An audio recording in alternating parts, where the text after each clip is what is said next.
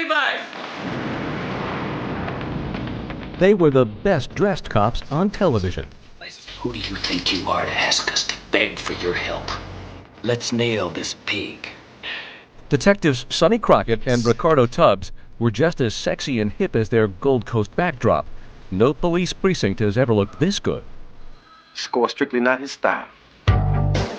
These well-heeled cops became well known for their forward fashion sense, and the Miami Vice look quickly became the fabric of men's style in the 80s. It changed the way men dressed in the world. It opened up men's closets to the possibility of color, of comfort. Jody Tillen was the costume designer for the first season. In her early conversations with executive producer Michael Mann, it was clear fashion would play a critical role in the show. He had some really sort of edgy ideas, men in pastels, and clothes being another character in the story. It was very interesting to me. The cover of GQ. True, few cops could afford Italian suits and $200 haircuts. But Crockett and Tubbs weren't ordinary cops. Their clothes had to reflect their day jobs. They had to be involved with drug dealers who spent their money on clothes, jewelry, cars, and women. So I had to make them totally mesh into that world in a comfortable way. Scraping by on 4 hours sleep a day, living undercover for weeks at a time. Dealer this week, outlaw biker the next. If it's Tuesday, I must be working drugs. Don Johnson's character, Sonny Crockett, was a beach bum cop, more comfortable in a pair of shorts and flip-flops than silk suits. His style was studied casualness, fitting for a guy fighting drug lords by day, living on a boat by night. Well, I used to keep his T-shirts in the costume department on a pile on the floor so that they would have the exact wrinkles and look kind of sloppy. He never wore a belt, he never wore socks. He did the least amount to look that way because he was a beach guy. I got a job! Woo! And Tubbs came from New York. He was much more formal. He was more self-conscious in his dressing. He chose his tie. He chose his shirt. Crockett threw on the cleanest thing in the morning.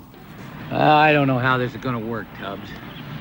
I mean, you're not exactly up my alley, style and persona-wise. In the beginning, Tillen says, Don Johnson fought against high fashion.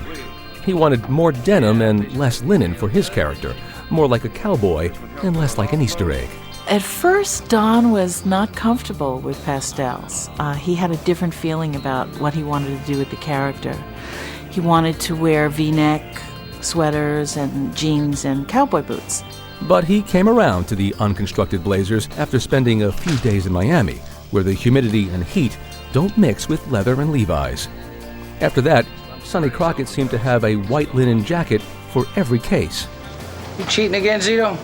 As for Philip Michael Thomas, a self-described clothes horse, slipping into Ricardo Tubbs' $1,000 suits was natural. Do you think Clark McGable did this? As he said in this 1985 interview. When I first got this job, the thing that Michael Mann enjoyed most was when I walked in, I was sharp as a tack. So it's just a continuation of Tubbs. The Vice look was carefully constructed. There was no color combination that was a mistake. Miami Vice was soon the fashion show of the season, and that meant spending money, lots of it. We just got a budget for the last 9 shows that we're doing now. We had over $100,000 just for our wardrobe.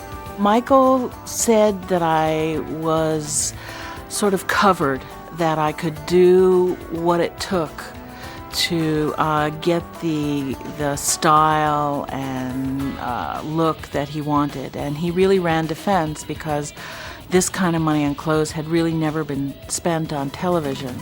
Building the Vice wardrobe required trips to the fashion capitals of the world, buying the latest styles right off the runway. Designers like the late Gianni Versace became fans and friends of the show. The first person I dressed up in Miami was Don Johnson. Then, as the show settled into primetime, the Vice look took off outside the tube. Suddenly, men's closets were filled with colorful blazers and shirts. Even the show's stars adopted the look in their personal lives, as you can see in this 1985 Today Show appearance. Did you come dressed as the Sonny Crockett we just saw on TV, or is this No, Don this Johnson. is kind of, well, this is mine. This is me. The Where style. are your socks? I don't own a pair anymore. I decided that if you're going to spend $400 on a pair of shoes, that a pair of $12 socks kinds of ruins it. American men were throwing away their razors, trying to grow Sonny Crockett's 3-day stubble look. Someone said, why does Crockett always have stubble? And I said, well, he seldom, if ever, wakes up in his own bed.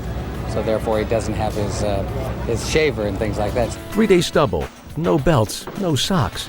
They broke the rules of fashion on purpose. Miami Vice wasn't just a TV show. It was the trendsetter of the 80s, influencing how both television shows and their viewers looked. 20 years later, when people think of 1980s style and fashion, they still think of Miami Vice.